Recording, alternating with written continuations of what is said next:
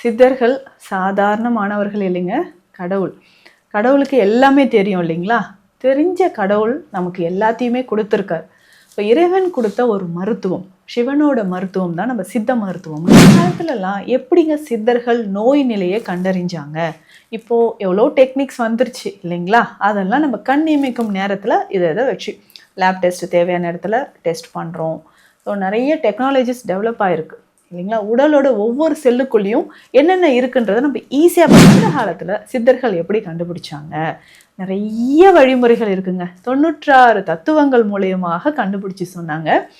அதில் முக்கியமாக ஒரு முறை அப்படின்னு பார்த்தோம்னா எண் வகை தேர்வு அப்படின்னு சொல்கிற ஒரு விஷயம் இருக்குது. 8 வகையான விஷயங்களை அதில் இருக்கக்கூடிய குறைபாடுகளை வச்சு இல்லை நிறைவை வச்சு உடல் ஆரோக்கியமாக இருக்கா, நோய் நிலை இருக்கா அப்படின்னு அப்போது இந்த மலத்தை நம்ம எப்படிங்க சரியான முறையில் வெளியேற்றம் செய்வது?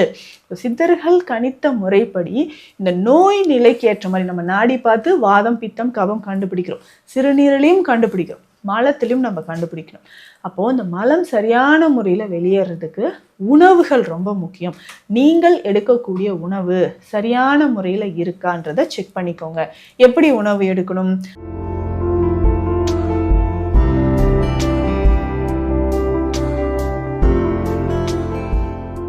வணக்கம், நான் டாக்டர் நித்யா, சித்த மருத்துவர். சித்தர்கள் சாதாரணமானவர்கள் இல்லைங்க. கடவுள். கடவுளுக்கு எல்லாமே தெரியும் இல்லைங்களா? தெரிஞ்ச கடவுள் நமக்கு எல்லாத்தையுமே கொடுத்துருக்கார். இப்போ இறைவன் கொடுத்த ஒரு மருத்துவம், சிவனோட மருத்துவம் தான் நம்ம சித்த மருத்துவம்னு சொல்கிறோம். அந்த காலத்துலலாம் எப்படிங்க சித்தர்கள் நோய் நிலையை கண்டறிஞ்சாங்க?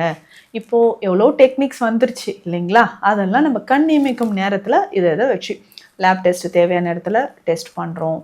ஸோ நிறைய டெக்னாலஜிஸ் டெவலப் ஆகிருக்கு இல்லைங்களா? உடலோட ஒவ்வொரு செல்லுக்குள்ளேயும் என்னென்ன இருக்குன்றதை நம்ம ஈஸியாக இப்போ கண்டுபிடிச்சிடும். அந்த காலத்தில் சித்தர்கள் எப்படி கண்டுபிடிச்சாங்க? நிறைய வழிமுறைகள் இருக்குங்க. 96 தத்துவங்கள் மூலியமாக கண்டுபிடிச்சி சொன்னாங்க. அதில் முக்கியமாக ஒரு முறை அப்படின்னு பார்த்தோம்னா எண் வகை தேர்வு அப்படின்னு சொல்கிற ஒரு விஷயம் இருக்குது. 8 வகையான விஷயங்களை அதில் இருக்கக்கூடிய குறைபாடுகளை வச்சு இல்லை நிறைவை வச்சு உடல் ஆரோக்கியமாக இருக்கா, நோய் நிலை இருக்கா அப்படின்னு தெரிஞ்சுக்கலாம். அதில் ஒன்று தாங்க நம்ம நாடி பார்க்குற ஒரு முறை. அடுத்ததாக சிறுநீர் எப்படி இருக்குது, அதை வச்சும் நிறைய நோய்களை நம்ம கணிக்கலாம். இன்னொன்று நம்மளுடைய மலம். இப்போ இந்த நம்ம வெளியேற்றக்கூடிய மலத்தை வைத்து நோயை எப்படிங்க கணிக்கிறது? நிறைய பேர் இது வெளியில் சொல்கிறதே கிடையாதுங்க.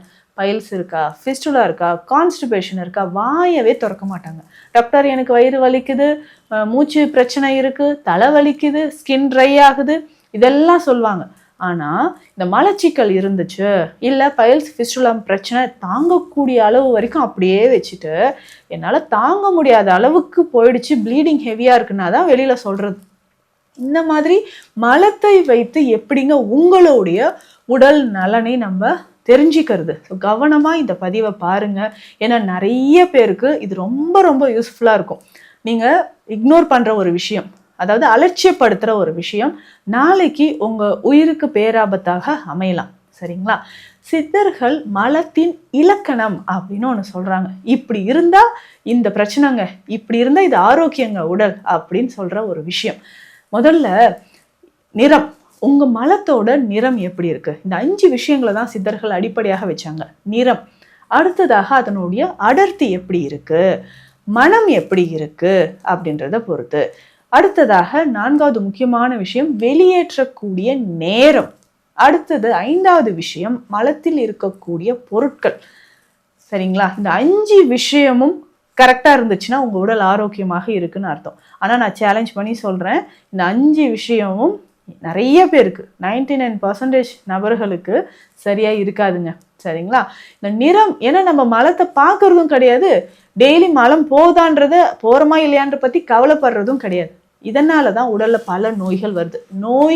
நோயின் ஆரம்பமே இந்த மலச்சிக்கல், மலத்தை வச்சு தாங்க நிறைய பிரச்சனைகளே வருது. அப்போது உங்களுடைய மலத்தின் நிறம் எப்படி இருக்குன்னு செக் பண்ணிக்கோங்க.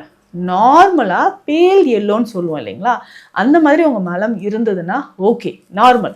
இல்லை எனக்கு அடர்ந்த ஒரு மஞ்சள் நிறத்தில் இருக்குன்னா பித்தம் அதிகரிப்பு, கருத்த நிறத்தில் போகுதுன்னா வாதம் அதிகரித்து இருக்கிறதுங்க.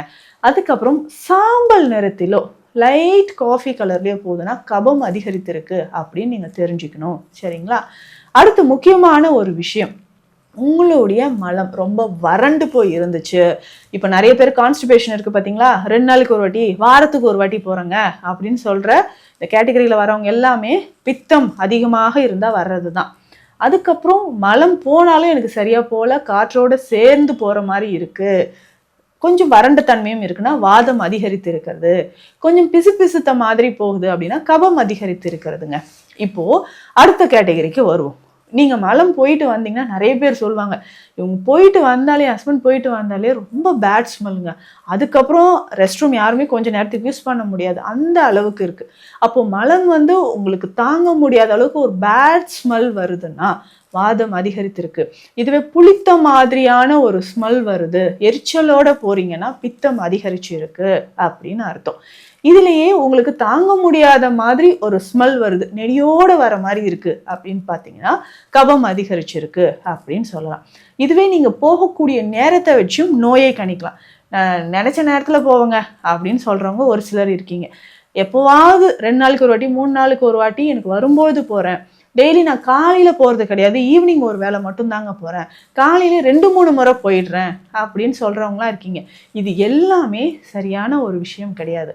நார்மலாக நீங்கள் போகக்கூடிய நேரம் அப்படின்னு சொல்கிறது காலையில் எந்திரிச்ச உடனே நீங்கள் போயிடணும். அதே மாதிரி மாலை வேலையிலும் ஒரு முறை மலம் போவது இது நார்மலாக போகக்கூடியது. நீங்கள் நினச்ச நேரத்துக்கு போகிறது, நினச்ச நாட்களில் போகிறது, 2 நாளைக்கு ஒருக்கா 3 நாளைக்கு ஒருக்கா போகிறதுனாலும் உடலில் உங்களுக்கு நோய் இருக்குது அப்படின்னு நம்ம தெரிஞ்சுக்கலாம். நார்மலாக மலம் எப்படி இருக்கும் அப்படின்னு பார்த்தீங்கன்னா இதனுடைய நேரத்தை வச்சும் இதனுடைய நிறத்தை வச்சும் பார்க்கும்போது பிசுபிசுப்பு இல்லாமல் சாஃப்டாக ஒரு தண்ணீரில் நீங்கள் போட்டிங்கன்னா இப்படி வச்சு தான் நோயை வந்து கணிச்சாங்க. ஸோ தண்ணீரில் போடும்போது ஸ்லோவாக அது அப்படியே மெதுவாக கீழே போய் இறங்கணும். இதுதான் நார்மல். அப்போது 5வது ஒரு விஷயம் இருக்குது பார்த்தீங்களா, மலத்தில் இருக்கக்கூடிய பொருட்கள், சாப்பிட்ட உணவு அப்படியே வருதுன்னு ஒரு சிலர் சொல்கிறீங்க, இதில் பேட் ஸ்மெல் வர மாதிரி இருக்குது, பிசுத்து சளி சேர்ந்த மாதிரி வருதுன்னு ஒரு சிலர் சொல்கிறீங்க இல்லையா. இதுவுமே என்னென்னா தீவிரமான குடல் பிரச்சனை உங்களுக்கு இருக்குது அப்படின்றது. ஸோ உங்களுக்கு குடல் பகுதியில் புற்றுநோய் இருந்தாலோ இல்லை உங்களுக்கு ஐபிஎஸ் மாதிரியான பிரச்சனைகள் இருந்தாலோ டைஜஷன் ஆகாது, சாப்பிட்ட உணவு அப்படியே மலத்தில் வரும். இந்த கேட்டகரி 5 கேட்டகரியிலும் நீங்கள் செக் பண்ணி பார்த்துக்கோங்க. இதில் கண்டிப்பாக நிறைய பேருக்கு பிரச்சனை இருக்கும். சரிங்களா? அப்போது இந்த மலத்தை நம்ம எப்படிங்க சரியான முறையில் வெளியேற்றம் செய்வது? சித்தர்கள் கணித்த முறைப்படி இந்த நோய் நிலைக்கு ஏற்ற மாதிரி நம்ம நாடி பார்த்து வாதம், பித்தம், கபம் கண்டுபிடிக்கிறோம், சிறுநீரலையும் கண்டுபிடிக்கிறோம், மலத்திலையும் நம்ம கண்டுபிடிக்கணும். அப்போது இந்த மலம் சரியான முறையில் வெளியேறதுக்கு உணவுகள் ரொம்ப முக்கியம். நீங்கள் எடுக்கக்கூடிய உணவு சரியான முறையில் இருக்கான்றதை செக் பண்ணிக்கோங்க. எப்படி உணவு எடுக்கணும்? வாதத்தை சமநிலைப்படுத்தக்கூடியதாகவும் பித்தத்தை சமநிலைப்படுத்த அந்த உஷ்ணத்தை குறைக்கக்கூடிய உணவாகவும் உங்களுக்கு இருக்கணும். அடுத்ததாக இந்த கபத்தை குறைக்கக்கூடிய உணவாகவும் இருக்கணும். அப்போ காலையில் நம்ம இந்த கற்றாழை சார்ந்த உணவுகளோ நீர் ஆகாரமோ நீங்கள் பயன்படுத்துறது ரொம்ப சிறப்புங்க. இது எல்லாமே நீங்கள் எடுத்துக்கும்பொழுது கொஞ்சம் கொஞ்சமாக அந்த 3 தோடங்களும் நமக்கு சமநிலையில் வருது. இதில் முக்கியமாக பார்த்தோம்னா அந்த குடல் அழற்சியை போக்கி மலத்தை சரி செய்யக்கூடிய உணவுகளை நம்ம எடுக்கணும். இதில் பேசிக்காக பார்த்தோம்னா வெண்தாமரை சூரணம், உடலில் எந்த வகையான உஷ்ணமாக இருந்தாலும் சரி, அதிகமான பிபி நமக்கு இன்க்ரீஸ் ஆகுது, குடல் பகுதியில் இருக்கக்கூடிய வலிகள் நமக்கு குறையணும், இன்ஃப்ளமேஷன் குறையணும் அப்படின்னா இந்த வெண்தாமரை சூரணம் உங்களுக்கு பயன்படுதுங்க. காலை மற்றும் இரவு நேரத்தில் தண்ணீரில் கலந்து குடிக்கணும். அடுத்ததாக பார்த்தோம்னா ஏலரிசி சூர்ணம் நம்மளுடைய ஸ்பெஷல் மெடிசன், இதை நம்ம எடுத்துக்கலாம். அடுத்ததாக அதிமதுர கற்பம் அப்படின்னு சொல்கிற மருந்து ரொம்ப ஸ்பெஷல் மெடிசன், இதையும் நீங்கள் எடுத்துக்கலாம். அப்போது உங்கள் உடல் எந்த மாதிரி இருக்குன்றத கொஞ்சம் கவனம் செலுத்தி பாருங்கள். ஏன்னா நானே தாங்க எல்லாருக்கும் கேட்பேன், நிறைய பேருக்கு மோஷன் ஃப்ரீயாக போகிறீங்களான்னா அவ்வளோதான், பதிலே அவ்வளோதான். சரி கொடுங்கன்னு கையை பார்த்தேன், என்னங்க ரொம்ப கான்ஸ்டிபேஷன் இருக்கே, ட்ரையாக இருக்கே, மோஷன் 2 நாளாக போகலீங்களா? ஆமாம் டாக்டர். அப்படி இருக்காதீங்க. ஏன்னா மலம் வெளியேறினா மட்டும்தான் உங்கள் உடல் ஆரோக்கியமாக இருக்கும். குடல் சுத்தத்தை பற்றி நம்ம நிறைய பார்த்துருக்குறோம். அதனால் மல பிரச்சனையும் உங்களுக்கு ஆசனவாய் பகுதியில் மூலம் பௌத்திரம் இருந்தால் அதற்கு ஏற்ற மாதிரி இயற்கையான முறையில் மருந்துகளும் சித்த மருத்துவத்தில் இருக்குது. இது தொடர்பான மருத்துவ ஆலோசனைகளுக்கு ஸ்க்ரீனில் இருக்கிற நம்பருக்கு காண்டாக்ட் பண்ணுங்கள். நன்றி.